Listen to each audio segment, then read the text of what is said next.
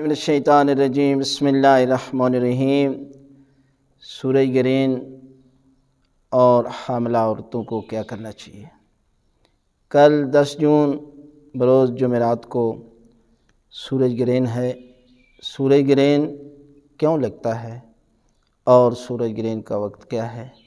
کل پاکستانی وقت کے مطابق 1:12 سے سورج گرہن شروع ہوگا اور جس کا اختتام 4:35 تک ہوگا۔ سورج گرہن کیوں لگتا ہے؟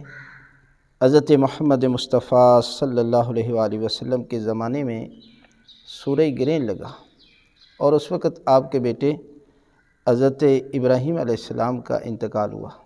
کچھ لوگ دوڑتے ہوئے آئے اور عرض کی یا رسول اللہ، آج سورج بھی آپ کے غم میں برابر شریک ہے۔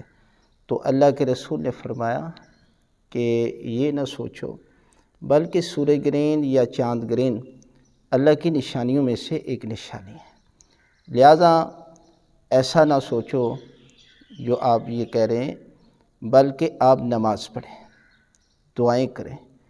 اور اس وقت جو نماز پڑھنی چاہیے نا، وہ نماز آیات ہیں۔ اور ہمارے معاشرے میں جو چیزیں رائج ہو چکی ہیں، حاملہ عورتیں چھری نہ پکڑیں، کینچی کے ذریعے کپڑے نہ کاٹیں، ایسی باتیں نہیں ہیں۔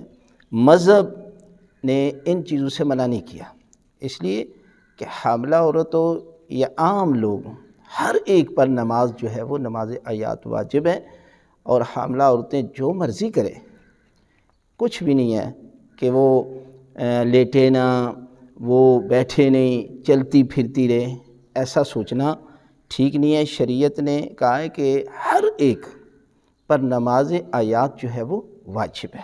2 رکعت نماز آیات پڑھتا ہوں واجب قربتاً اللہ، یعنی اس ٹائم کے دوران اگر آپ نماز پڑھیں گے تو یہ واجب ہے، اور بعد میں پڑھیں گے تو قضا کی نیت کر کے پڑھیں گے۔ طریقہ کار ہم نے 2 ویڈیو بتائی ہے، لیکن پھر بتا دیتے ہیں کہ ایک سورت مختصر، ایک الحمد کے بعد، سورہ الحمد کے بعد ایک سورت کے 5 حصے کرنے ہیں، جیسے بسم اللہ الرحمن الرحیم پڑھ کے رکوع میں چلے جانا ہے، پھر کھڑے ہو کر پھر آپ نے صرف پڑھنا ہے قل هو اللہ احد، پھر رکوع میں چلے جانا ہے، پھر کھڑے ہونا ہے، پھر پڑھنا ہے اللہ الصمد، پھر رکوع میں چلے جانا ہے، پھر پڑھنا ہے لم یلد ولم یولد کھڑے ہو کر، پھر رکوع میں، اور آخر میں کہنا ہے ولم یکن لہ کفوا احد۔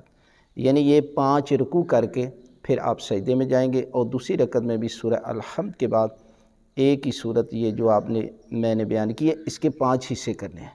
یعنی الحمد کو ایک دفعہ پڑھنا ہے اور باقی صورت کے 5 حصے کر لینے ہیں، یہی آپ پر واجب ہے۔ اور نماز آیات پڑھیں، اور یہ واجب نماز ہے۔ باقی ذکر اذکار دعائیں پڑھ سکتے ہیں تو پڑھیں، لیکن یہ کوئی عذاب نہیں ہے۔ یہ سورج گرہن ہو یا چاند گرہن، یہ اللہ کی نشانیوں میں سے ایک نشانی ہے، لہذا سورج گرہن کے بعد نماز آیات سب لوگوں پر واجب ہو جاتی ہے، لہذا آپ سب مل کر ان اعمال کو انجام دیجیے۔